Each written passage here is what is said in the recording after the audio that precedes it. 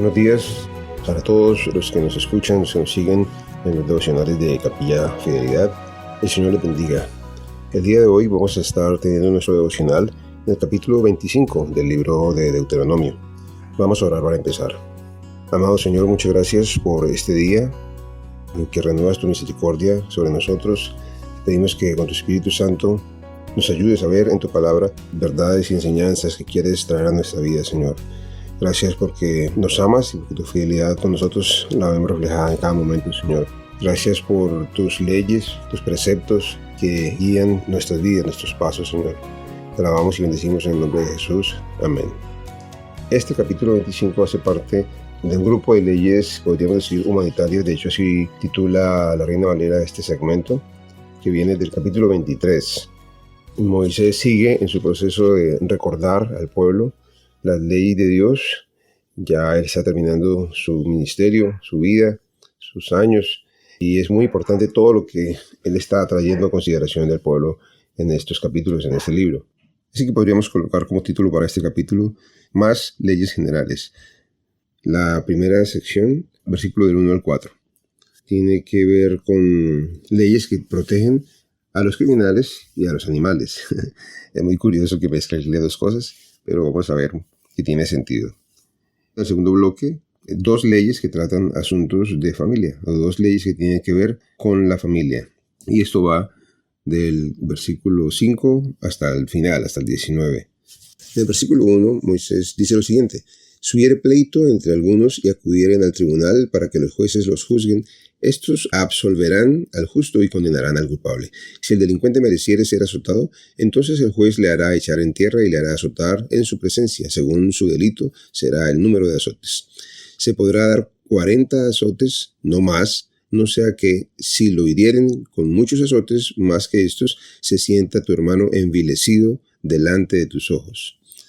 Bueno, entonces vemos una situación aquí que Dios es el que plantea. Recuerden que Dios es el que está dando esas instrucciones para la convivencia del pueblo y para que los jueces juzguen y tengan criterios para impartir la ley y hacer justicia. En este caso se presenta una situación que amerita que se presente el caso ante unos jueces, ante un tribunal. Después de determinar quién es el culpable, se asignaba un castigo para el culpable, y es muy curioso que sea un castigo físico. Pablo menciona en su experiencia que en 5 ocasiones fue azotado con 40 azotes menos 1, haciendo referencia a esta ley, y él fue azotado, era por predicar el evangelio. Es curioso que diga el Señor que no sean más de 40 para que no sea envilecida la persona. Ya con 39 igual, pues es un azote, es un caso extremo. Obviamente no siempre se asignaban el límite máximo permitido por la ley, sino que era dependiendo de la gravedad del delito. Entonces, ya si era un delito muy, muy serio y el caso, la pena era la máxima, la más severa, entonces eran 39 azotes, y más de ahí no era necesario. Hay pueblos, hay culturas que todavía utilizan el castigo físico y público para los ladrones, para los que cometen algunos actos de delincuencia, y funciona este escarmiento, este tipo de corrección, para que esa persona no vuelva a incurrir, y además sirve de escarmiento para otros que quieran hacerlo. Entonces es interesante ver cómo Dios aquí lo aplica también para su pueblo que está formando. Luego menciona: no pondrás bozal al buey cuando trillare. Pareciera fuera de contexto, pero el buey, cuando trillaba el trigo, estaba allí caminando, dando vueltas y vueltas y vueltas, haciendo un beneficio para el propietario, para separar el grano de las gavillas y todo esto. Y Dios dice: no le pongan bozal. O sea, está trabajando, puede comer de lo que está allí, de las semillitas, de los granos de trigo que van cayendo. También Pablo en el Nuevo Testamento, en 1 Corintios 9 y 10, y también en 1 Timoteo 5, 18, menciona esta situación, este versículo, pero él lo pone en el contexto de los que sirven a Dios enseñando la palabra, que merecen ser sostenidos económicamente por la congregación a la que están sirviendo. Es una manera, un enfoque que Pablo le da, y él desafía a la gente, incluso diciéndole: bueno, ¿ustedes creen que eso lo dijo Dios por los animales o por nosotros? Obviamente lo dijo por los animales también en el Antiguo Testamento. Y esto, o sea, si Dios exige un trato considerado con los animales, pues obviamente con los humanos también. Y en ese contexto es que podremos relacionarlo con la ley anterior del castigo físico, que aunque haya un castigo merecido, esa persona falló y se merece ese castigo, entonces no debe ser un castigo desmedido, sino que hay un límite que el mismo Dios establece en su justicia y tiene que ver con la dignidad y el respeto que aún esa persona que cometió el delito merece. Aquí también es un animal, se podría decir que es un ser inferior al hombre, pero también merece un respeto, merece que no se le ponga un bozal mientras está trabajando. Y la aplicación que Pablo hace apropiadamente de este principio para los siervos del Señor es también importante. Aún una persona que sirve al Señor debe recibir de parte de la congregación sustento, alimento, y Dios se agrada de esto. También cuando Pablo habla de la doble honra que tienen las personas que sirven al Señor y enseñan la palabra en la congregación para edificar a la iglesia, esa doble honra es reconocimiento delante de la congregación, en medio de la congregación, un reconocimiento del testimonio, de la autoridad, de buen nombre, pero también una remuneración económica. La segunda sección entonces tiene que ver con leyes en asuntos de familia. Y el primero, que arranca en el 5, presenta la situación de una pareja en la que el esposo fallece sin dejar descendencia. Entonces, en ese caso, Dios instruye que la mujer no debe buscar casarse con alguien de afuera de la familia si el fallecido tenía hermanos. Entonces, que debe ser un hermano el que la tome por mujer, y el primer hijo que nace va a ser considerado de la ascendencia de su hermano fallecido, para que conserve el nombre de su hermano. Y ya después, de ahí en adelante, ya los hijos que tengan, pues van a ser los hijos del segundo que tomó por esposa a la mujer. Pero aquí el asunto, la ley que Dios instruye es que si esa persona, ese hermano que le correspondería esa responsabilidad, no quiere asumirla, entonces la mujer puede ir donde los jefes, los ancianos, para presentar el caso. Entonces los ancianos lo hacían venir, lo hacían presentarse delante de ellos. Aquí está lo que la mujer entonces podía hacer después de que este hombre se negaba. Se acercará entonces su cuñada a él delante de los ancianos y le quitará el calzado del pie y le escupirá en el rostro y hablará y dirá: así será hecho al varón que no quiere edificar la casa de su hermano, y se le dará este nombre en Israel: la casa del descalzado. Quitarle el calzado a alguien era un símbolo para humillar a esa persona, escupirlo, era algo muy serio dentro de la cultura judía. De hecho, algunos historiadores dicen, o algunos estudiosos dicen que no era en el rostro, sino en el suelo. Dicen el rostro, pero que era en tierra, que se escupía en presencia de esa persona, y era una humillación para esa persona. Y encima de todo, se le daba una etiqueta de la casa del descalzado, y era también de manera despectiva que se mencionaba, se reconocía de ese modo. Se conoce también esta ley como levirato. Aquí hay otra situación en la que Dios indica cómo juzgar y atender este asunto. Están dos hombres peleando y hay uno que está siendo vencido, y la esposa del que está siendo derrotado interviene y toma por los testículos al contrincante de su esposo. Dios dice que eso no se puede permitir, y que a la mujer que hizo eso, porque estaba en riesgo la descendencia de ese hombre, porque podría quedar mutilado en sus funciones, entonces que la mano con la que ella tomó a ese hombre debería ser mutilada también. Es una situación extrema, pero que podía presentarse. Dios está dando estas leyes seguramente con la intención de que al conocer las consecuencias la gente no incurriera en ellas.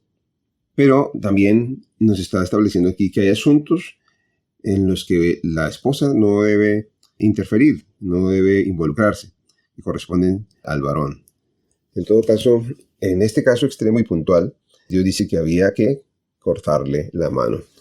También la intención es evitar que otras personas, no solamente por la ley, sino que si se daba, al hacerlo la primera vez, la gente se iba a enterar: uy, esa mujer, o allá va la señora que le cortaban la mano porque hizo esto y hizo aquello. Entonces también servía de un escarmiento para prevenir futuros casos en los que intervinieran y pasara este mismo tipo de cosas. Algunos estudiosos dicen que este hecho marca la importancia o el cuidado también que Dios le daba a la procreación, pues en la parte que corresponde al hombre para engendrar la vida. Dios también enseña ahora en versículo del 13 al 16, nos enseña la justicia en otra área. Nos habla de la justicia, nos da leyes en otra área. Y tiene que ver con las medidas y el peso justos. El pueblo de Israel en algún momento iban a comerciar entre ellos. como es normal, como es lógico.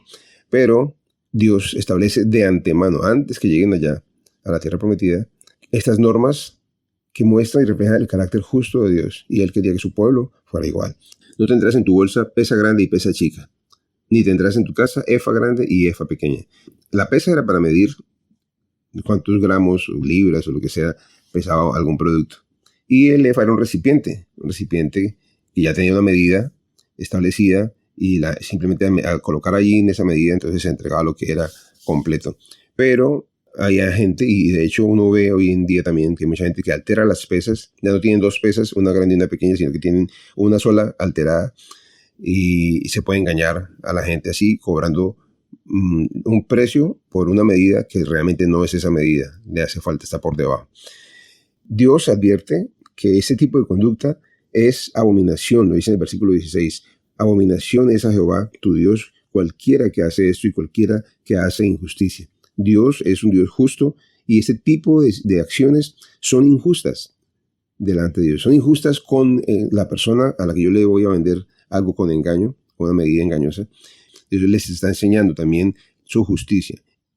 La última sección, que está incluida también en los aspectos familiares, recuerda a Moisés al pueblo lo que pasó con los amalecitas. El versículo 18 dice así: ¿Cómo te salió el encuentro en el camino y te desbarató la retaguardia de todos los débiles que iban detrás de ti cuando tú estabas cansado y trabajado, y no tuvo ningún temor de Dios? Por tanto, cuando Jehová tu Dios te dé descanso de todos tus enemigos alrededor en la tierra que Jehová tu Dios te da prioridad para que la poseas, borrarás la memoria de Amalec de debajo del cielo. No lo olvides. Aquí describe la acción cobarde de este pueblo de atacar a los débiles, a los cansados, a los que iban en retaguardia. Se aprovecharon. Y Dios les da instrucciones de que los destruyan, que los borren. El asunto es quién es Amalec, de dónde proviene Amalec. Amalec es uno de los hijos de Esaú. Esaú, hermano de Jacob. Y ha pasado mucho tiempo, ya son pueblos muy grandes y todo, pero para Dios ese vínculo sigue vigente. Aunque ellos no son el pueblo escogido, Amalec no es el pueblo escogido, Dios bendijo a Esaú, le dio prosperidad, le dio grandeza, fuerza y todo. Y este pueblo no tuvo temor de Dios, ellos conocían a Dios. Aquí está, Moisés lo dice, que ellos no tuvieron ningún temor de Dios para atacar a su propia familia. Para Dios esto es muy delicado y exige que sean eliminados. Cuando ya se establecieron en la tierra prometida y tuvieron la oportunidad de eliminarlos, el enfrentamiento estaba dirigido por el rey Saúl. Pero Saúl le perdonó la vida al rey, y él hizo todo lo contrario a las instrucciones que Dios le había dado a través del profeta Samuel. Y esta fue una de las razones por la que también Dios despreció, rechazó a Saúl y lo quitó del reino y le dio el reino a David. Por lo extremo de este mandato de Dios de luchar contra Amalec, muchos ven la lucha de Israel con Amalec como una imagen de la lucha del creyente con la carne, que batalla constantemente contra el espíritu y contra la cual hay que luchar hasta vencerla por completo, como lo dice Pablo también en Gálatas 5:17. Dios se encarga, a través de estas leyes, de ayudar al pueblo a manejar asuntos de controversia, de pleitos, y cómo darle elementos a los jueces para proceder en la aplicación de la justicia. El culpable debe ser castigado, el inocente debe ser absuelto. Pero hoy estamos en una situación, en un país y en un mundo terrible, donde los delincuentes están en las calles con toda la libertad y reina la impunidad, y los jueces no están obrando con justicia. Al inocente lo acusan, lo condenan, lo quieren silenciar. Es terrible cuando la justicia no fluye como debe ser. Pero Dios está en control, Dios es soberano. Si los seres humanos sienten respeto e interés por los animales y consideración, debe ser aún mayor la consideración y respeto hacia los humanos. Así sea que sean delincuentes, hay unas leyes que deben regir. En este caso, el respeto es que se aplique la ley, la justicia establecida. Para Dios es importante también la justicia en la forma en que hacemos nuestros negocios. Debe ser justa, no solamente en cuanto a la pesa y la medida, sino también en nuestros compromisos. Si brindamos un servicio y nos están pagando por él, pues debemos cumplir con los tiempos, con las asignaciones, hacer las cosas correctamente. Como dice también Pablo, hacerlo todo para el Señor, porque de Él es que vamos a recibir la verdadera recompensa. No lo hagamos sirviendo al ojo humano, sino sirviendo al Señor. Para Dios es importante la vida, la descendencia. Para Dios es importante las relaciones familiares, el respeto, tener temor de Dios en mis acciones cuando voy a tomar una reacción hacia un familiar, así no sea cercano, y si es cercano, pues con más razón. Entonces Dios es un Dios maravilloso que piensa en tantos detalles que el hombre, seguramente ellos, si se hubieran sentado a hacer estas leyes, no pensarían en tantas cosas. Así que, Señor, te damos gracias por tu sabiduría, por tu justicia, por esa bendición que tuvo este pueblo de tenerte por Dios mientras era formado, recibiendo estas instrucciones, esta guía, Señor, en cuanto a las leyes que deberían corregirlos para tener una convivencia saludable. Te pido, Señor, que nos ayudes a nosotros también, como familias, como miembros de una congregación, a vivir de forma que te honre, Señor, que tu palabra esté escrita en nuestros corazones, que tus leyes las amemos y que valoremos lo que tú valoras, Señor, y que también honremos tu nombre al ponerlas por obra. En el nombre de Jesús. Amén.